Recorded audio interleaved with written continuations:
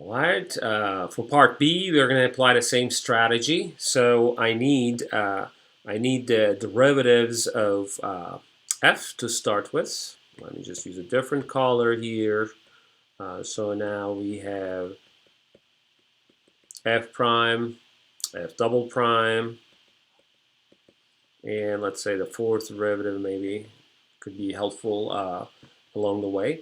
So, and I'm going to rewrite f of x. And I'm going to, well, we can use the quotient rule to take the derivative of f, but why don't we have that in the power form so we can use the generalized power rule. So this would be minus 1 minus x, and the derivative of inside is -1, so that means that this should be plus, okay? So -1 coming from the exponent, and then another -1 coming from the derivative of the inner side. So we have 1 minus x to the power of -2. Same as here, so -2, 1 minus x to the power of -3, but another -1 coming from the derivative of inside, so this is plus. Okay, so the pattern is like 2, -3, 1 minus x to the -4, right? But -1 comes from the derivative of inside, so it's plus 3 here. And then 2, 3, -4, 1 minus x to the -5, and then you have another -1, so that makes it plus 4. Okay, so we want to evaluate all of those at c equals 2. So I'm going to look at f. Let me use a different color here. So I'm going to look at f evaluated at 2. So that's 1 minus 2 to the power of -1. Okay, so in other words, 1 minus 2, which is in fact -1. Okay, so I need f prime at 2. That's 1 minus 2 to the power of -2. Okay, so f prime at 2 as well is going to be, but this time it's going to be +1 because this is 1 over -1 squared, right? That's 1. And f double prime at 2 is going to be 2 times 1 minus 2 to the power of -3. So that's 1 over 1 minus 2 to the 3. That's minus.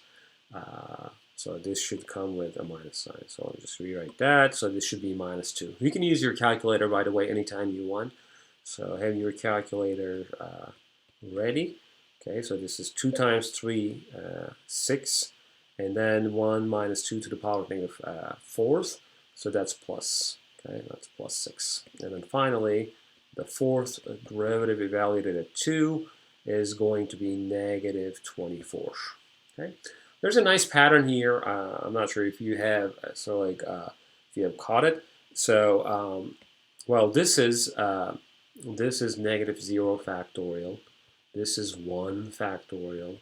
This is -2 factorial. This is 3 factorial, and this is -4 factorial. I wanted to keep those products here for you to sort of follow the pattern of factorials.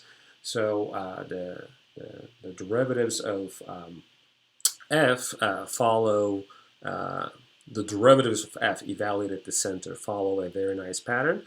So then we can go ahead and then plug everything back into this expansion. But I want to first write this in the power series form. Okay, so let's just do it here. Okay, so first of all, 1 over 1 minus x is equal to n starting from 0 all the way infinity. Okay, the nth derivative evaluated at 2, that's our center. X minus 2 to the n divided by n plus, no, that's just n factorial, right? N factorial. Okay. And let's look if there's any pattern here for the derivatives evaluated at 2. As I said, so as you see, like the second derivative comes with a minus sign, but it's 2 factorial. the third derivative is positive but comes with 3 factorial. So the order of the derivative is the same as the number that you take the factorial for, except that when n is even, the corresponding coefficient in front of that is negative. Okay, so all I'm going to do is just write that as like this: minus 1 to the n plus 1. Okay.